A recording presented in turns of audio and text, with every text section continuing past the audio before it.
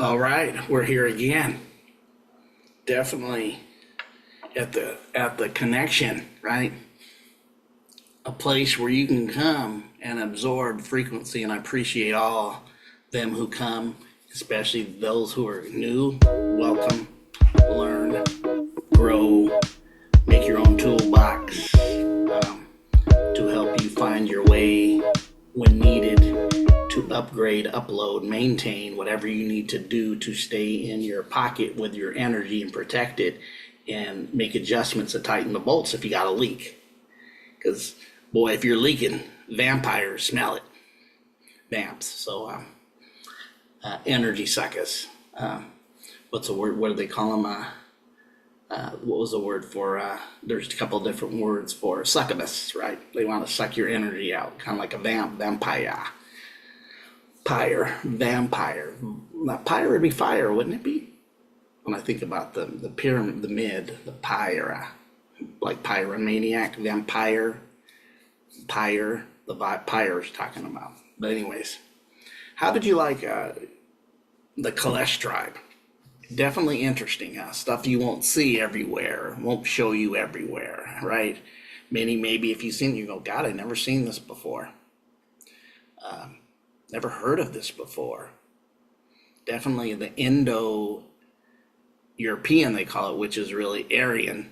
It's Aryan connection to lineages. Told you we were going to back it up with some more. This time we're going to make our travel more to India, and we were in Pakistan with a tribe. There's a few other tribes too, in a few other places, but we're going to go to India. We're going to make a trip to India. So let's share our screen, and we're going to listen. I got again Robert Seffer. Thanks to him for his sharing, right? For his videos he puts out. Again, I mentioned that Mr. Seffer is a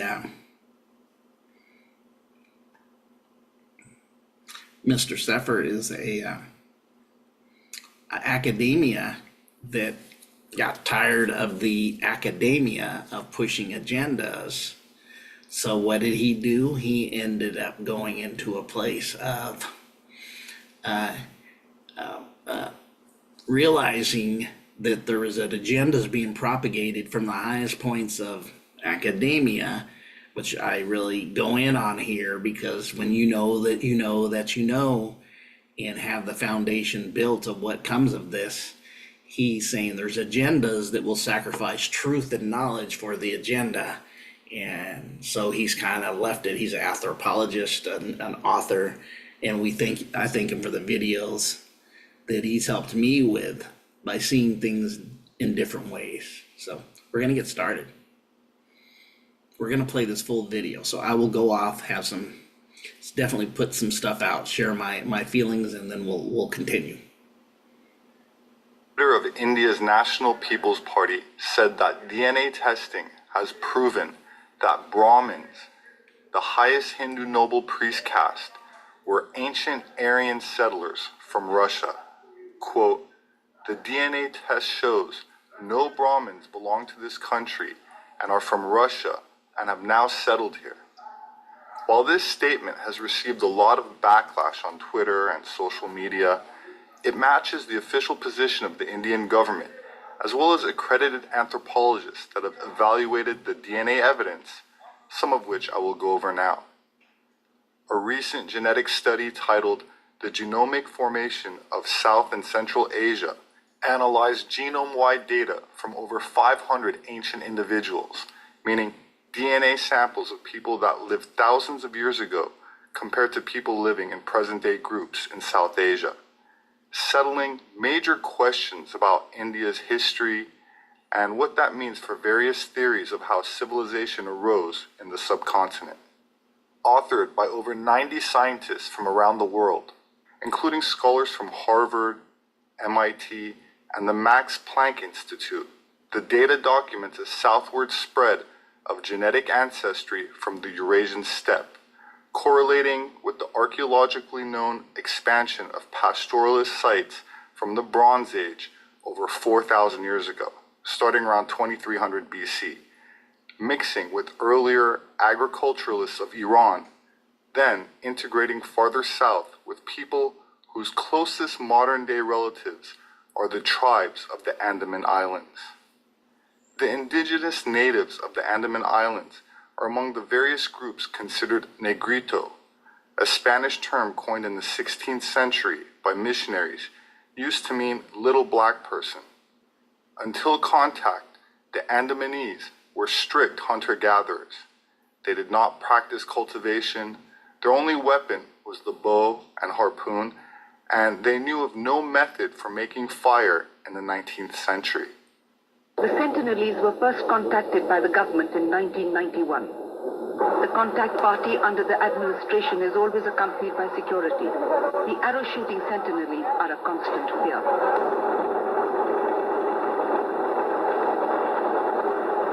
It is yet to be discovered what the residents of North Sentinel Island call themselves. They have been indexed as contacted Sentinelese. Gifts of coconuts are means to overcome limited communication and uncertain vocabulary. Coconuts do not grow on these islands, but they are valued by the Sentinelese. So they went to make peace with them, to try to get a connection with these indigenous group from the certain island, and I believe it's a island that doesn't have, like you said, they didn't have a way to even make fires. They didn't go in there trying to convert them to a religion. They went there and gave some coconuts. Pretty pretty smart, right? Pretty way to make show that you're friendly.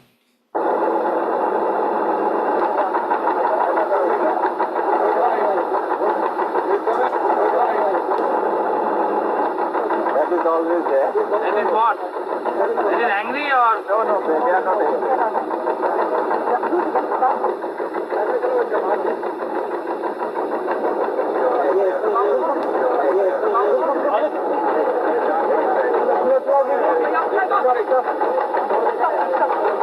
They're dancing.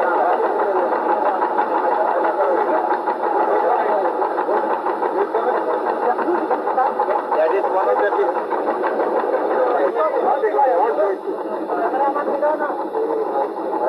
Laha!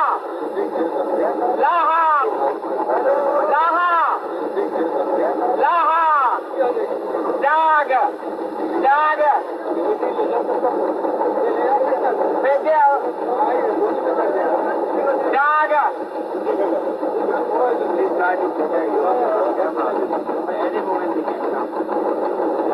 Dag! Laha!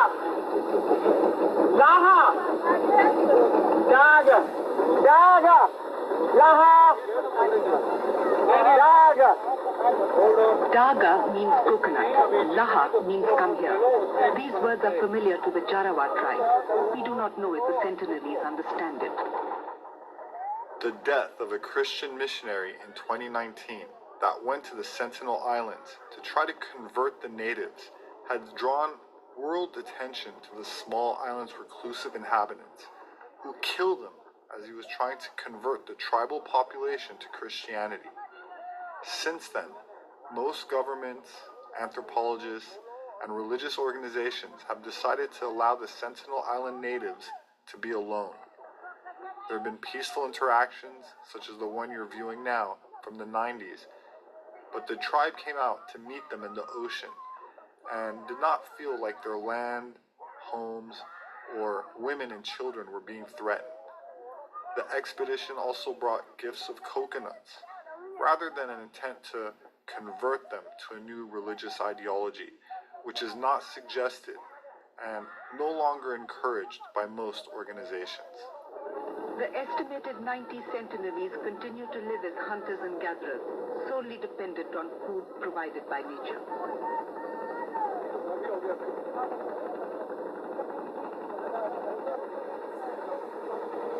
That guy having his shoulders, what was that? It looked like a pig, but I wasn't sure. I said, well, that wasn't a bag of coconuts, was it?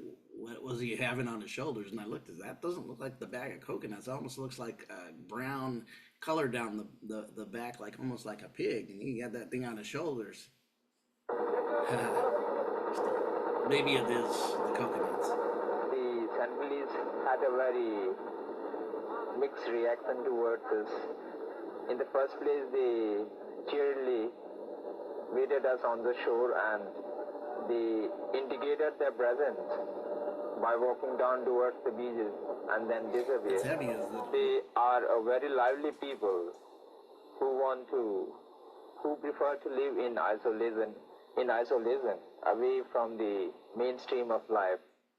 The steppe population came in from the grasslands in Eastern Europe, corresponding to modern-day Ukraine, Russia, and Kazakhstan. The genetic research identifies that this steppe ancestry burst into India during a narrow time period dated between 2000 BC and 1500 BC. Once these steppe people entered India, they mixed with the Indus Valley people to create what is now called the ancestral North Indian grouping. However, a significant portion of the people of the Indus Valley civilization were pushed south when the steppe people entered. They then mixed with the ancient ancestral South Indians to form a group known as Ancestral South Indian population. For the next 2,000 years, Indians mixed freely. As a result, most modern South Asians are a mix of ancestral North Indian and ancestral South Indian. However, around 1900 years ago, Indian society calcified into ethnic groups who do not intermarry across caste lines, a societal structure which for the most part is maintained until today. Perhaps the biggest learning from this genetic research is that it explains the various languages South Asians speak, how a single language family, the Indo-European family, stretches all the way from Britain to Bangladesh and encompasses more than half of the modern world's population. It counts amongst its members ancient languages such as Sanskrit, Greek, and Latin, as well as modern tongues like English, Persian, and Hindi. The people who spread the Indo-European language family across Eurasia are the same steppe pastoralists who are key constituents in making up the modern Indian population. As the science paper states, its results provide evidence for the theory that these Indo-European or Aryan languages spread from the steppe. The earliest known people believed to have brought Indo-European languages and Indo-European culture to Scandinavia were probably the battle axe culture, an offshoot of the Proto-Aryan Yamnaya culture of the Pontic-Caspian steppe, and this gave rise to the Nordic Bronze Age, which is considered the ancestral civilization of the Germanic peoples. A genetic study published in Nature in June 2015 examined the remains of a battle axe male buried in Vibby, Sweden 5,000 years ago. He was found to be a carrier of the paternal haplogroup R1A1A1, the haplogroup attributed to the ancient Aryans that disseminated agricultural civilization, advanced metals, horses, chariots, and Indo-European languages and religions to the rest of the ancient world. I'm just finishing off the studio session because we're making a new documentary about the Aryan civilization, trying to find out whether they existed or not, where their homeland was, what kind of language they spoke. And I've been in Siberia and Kazakhstan. This was because we were trying to find, as I said, the root of the Aryan culture. There are some incredible new excavations there, Bronze Age excavations. What's particularly fascinating about them is that these cities are covered with swastika imagery. So rather than just looking at them as an archaeologist, you have to think, what is the political implication of these places? And certainly a lot of people, a lot of very high up heads of state have gone to visit these digs to try to see if they should associate themselves with these swastikas, because this is probably where the Aryans, the original Aryans, lived and worshipped. And Interesting, isn't it? Very interesting that those areas and then the Aryans there. It's very interesting. I find it very interesting into a lot of what we're propagated now to seeing and believing, to try to somewhat discredit things, certain things, to push an agenda. It's just amazing. Founded what is probably the basis of Western and Eastern civilization. I was there with the chief archaeologist, Professor Stanovich, and he drove me 7 hours out into the steppe grasslands. I had no idea where we were going, and he took me to this amazing expanse of grass. And you couldn't really tell there was anything special about it. And suddenly, he didn't speak any English, but we kind of communicated by sign language. Suddenly, as he pointed to the ground, I realised that I was walking across a buried city. Every now and again, you suddenly notice these kind of ghostly shapes in the grassland, which were the shapes of fortresses and cattle sheds and homes and religious sites. And I would not have seen those had he not opened my eyes to what lay beneath my feet. Archaeological digs have shown that the ancient town was inhabited by the forebears of the Aryan race. Those ancient Aryans were credited with everything on Earth. They were even said to have discovered metals. India is today dominated by the politics of Hindu nationalism, an ideology which is fiercely nativist and blindly rejects findings in genetics, linguistics, or archaeology. For example, it doesn't matter to many modern Indians that ancient Vedic texts describe the ancient Aryans as having horses and chariots, which are not present in India's fossil record until these migrations from the steppes. The key word for horse in Sanskrit, asva, is exactly the same thousands of miles away in Lithuania. Horses are not known in the Indus civilization, and yet they're a key part of the society of the Rig Veda. Chariots were drawn by the horses. They used to ride the horses, and it was very familiar animal to them. And I think that they tamed the horse at a very early period. This is the first movement of Aryans. Is this the name they called themselves? And what does it mean? It actually means the civilized. Wow. So here's some admission. Actually, their government admits it, but there's groups, of course, he was describing who are trying to keep an agenda going, right?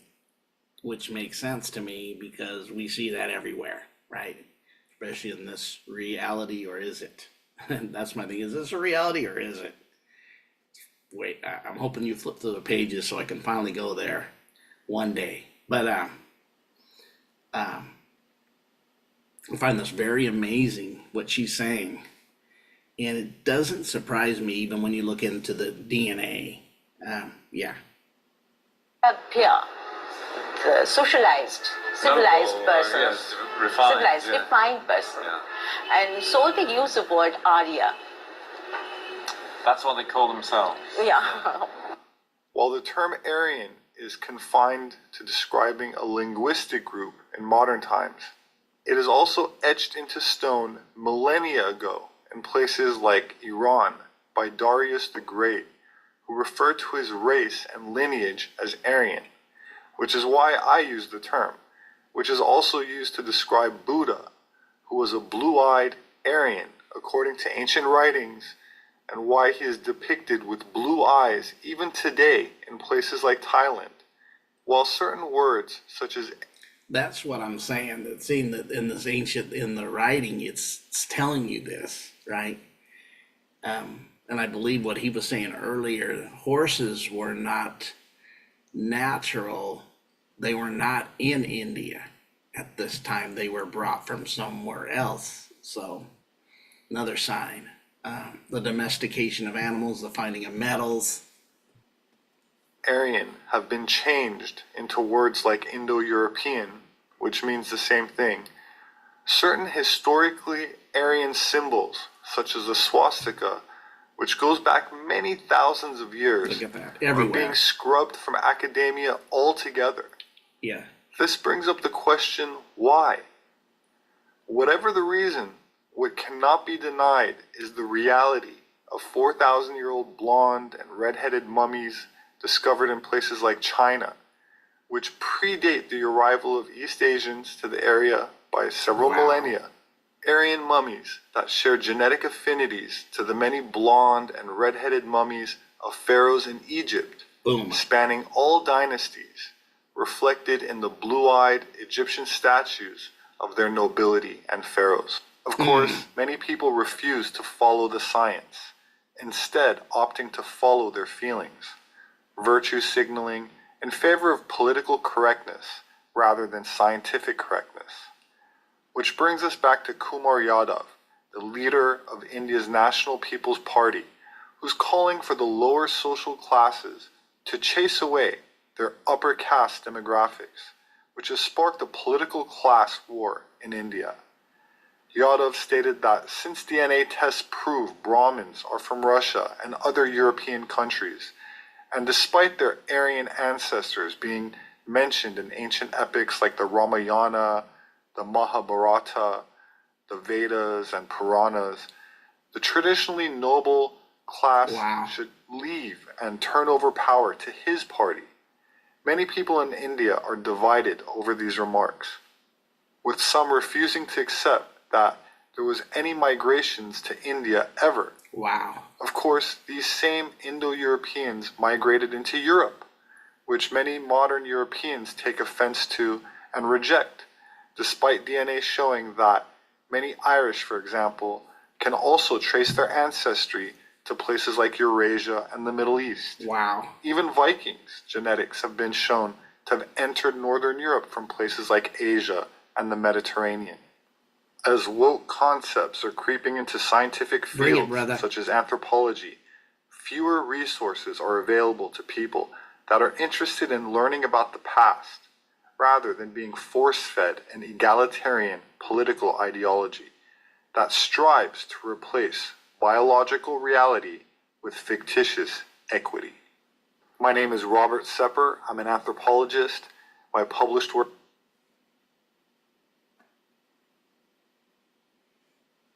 Wow. It's heavy.